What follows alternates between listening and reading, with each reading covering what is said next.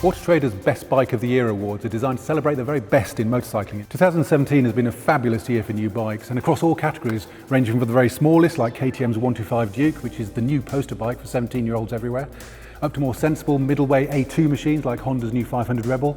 Then you've got the retro fashionable bikes, a bit like Ducati's Scrambler Desert Sled, which is a great 70s style machine but with thoroughly modern mechanicals and dynamics. Then all the way up to the superbike category, headlined by Suzuki's new GSX-R1000, which won first time out of the TT this year. I first rode the Suzuki GSX-R1000 at Donington Park for PB magazine. A phenomenal bike from the word go. Went into a red gate and the bike just kept on turning. And for a racer and tester, you know, that's what you want out of a bike. It was just everything about the Suzuki, how it came onto the power, how the feel, the power came in. It was an awesome bike. The Suzuki GSX-R with its all new electronics has a plethora of settings. There's 3 set in 3 modes. There's 10 settings for traction control. There's anti-dive, there's corner and ABS, there's anti-wheelie. If that's your bag, this is the bike for you. The GSX-R1000 has been a long time coming. It's been on display at shows for a couple of years now. The engine with variable valve technology produces nearly 200 horsepower, but it's flexible as well, apart from that power. It's got a great chassis, and it won first time out of the TT. Who can say better than that?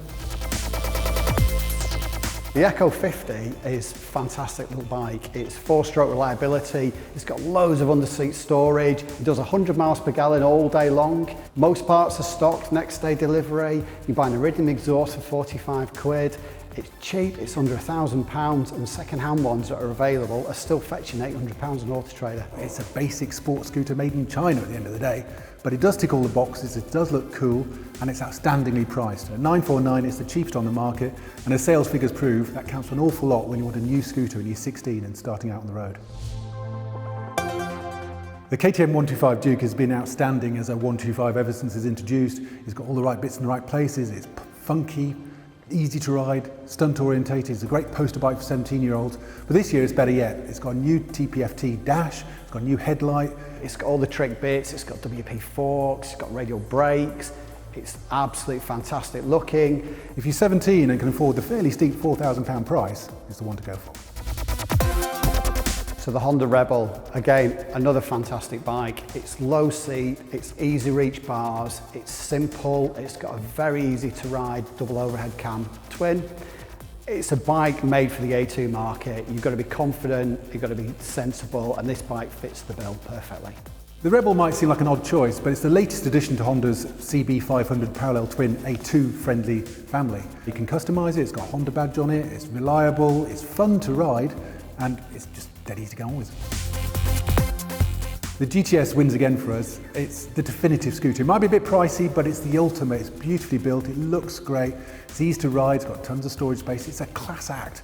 And you see so many of them around London, it proves the fact. If you want a scooter, this is the one to go for. It's really well made, it looks absolutely brilliant, it's high quality, it might be £5 but you get your money's worth. You'll arrive at your destination looking super cool.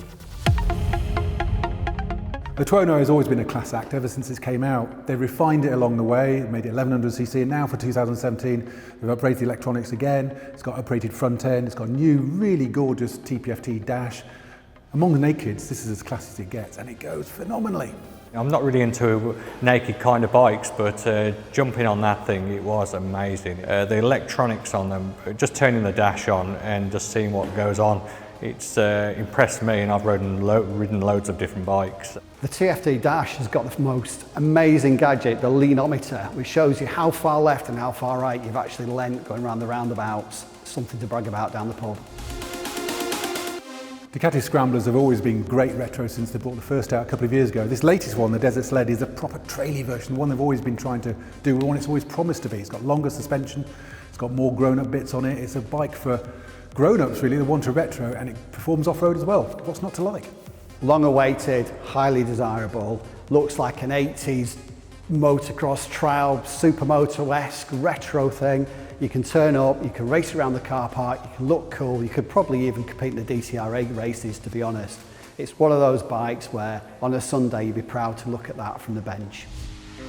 The 1600 GT is a phenomenal bike. It's big, it's full of spec, full of gadgets, it's what you want when you're sat in the saddle all day long.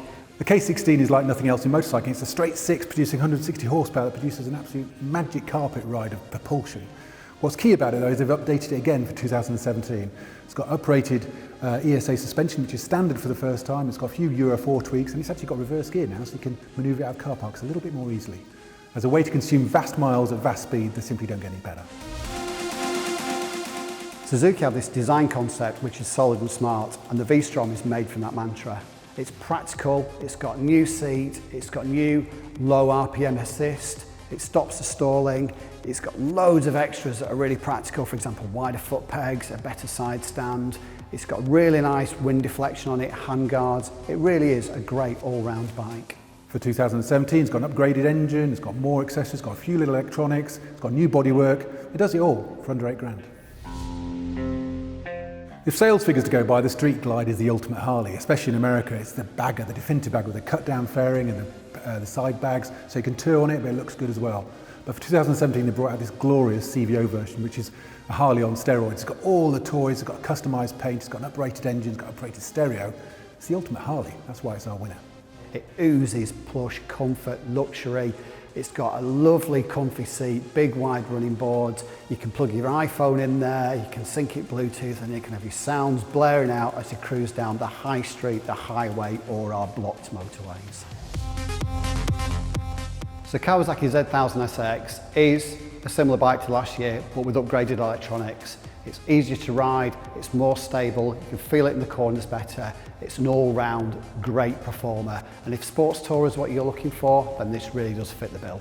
The Z1000SX is not really anything new. It's been around for years now. It's been upgraded a few times, but it's always done what it set out to do, and that is be a brilliant sports tourer. And it's still a bargain bike. At $9,999, nothing does so much so well. It's brilliant. To be chosen as Auto Trader Bike of the Year, the bike's really got to compete hard in its market. There are a lot of very, very good bikes out there, and we've seen a load today. Actually, the Street Triple has been the overall winner. It's available to the A2 market, which is a soft 660 engine, not many gadgets, but a real good entry-level bike, right through to the RS, which is the ultimate track day weapon. Whichever version you choose, you will not be sorry.